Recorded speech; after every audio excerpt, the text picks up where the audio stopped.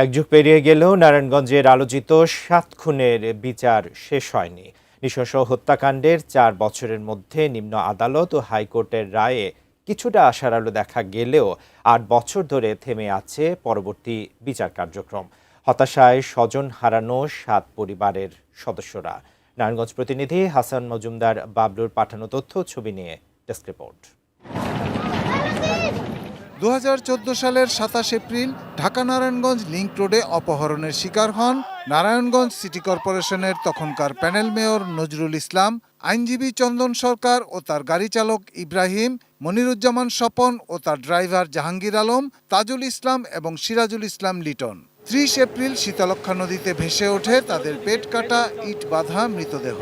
নৃশংস এ হত্যাকাণ্ডের সাথে র্যাবের ৩ কর্মকর্তা সহ একাধিক সদস্য জড়িত থাকার ঘটনায় সারা দেশে তোলপাড় হয়।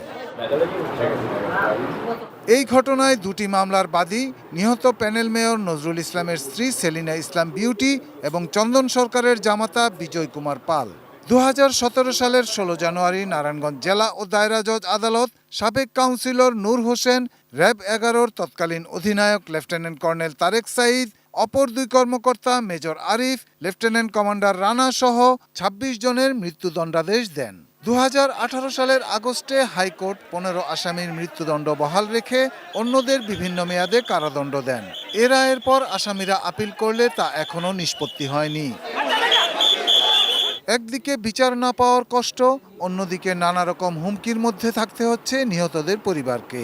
সাবেক প্রধানমন্ত্রী প্রয়াত বেগম খালেদা জিয়া তখন এসব পরিবারের সঙ্গে দেখা করে ক্ষমতায় আসলে ন্যায় বিচারের আশ্বাস দিয়েছিলেন। সে প্রতিশ্রুতি বাস্তবায়ন হবে এমনটাই আশা তাদের।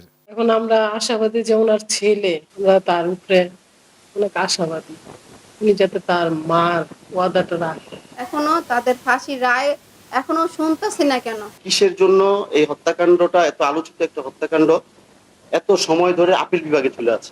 বর্তমান সরকারের আমলেই বহুল আলোচিত ৭ খুনের বিচার কার্যকর হবে, সে আশা বাদীপক্ষের আইনজীবীদেরও।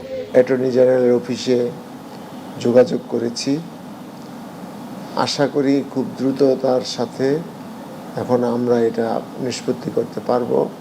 Shahidul Rana, desk report, ATN news.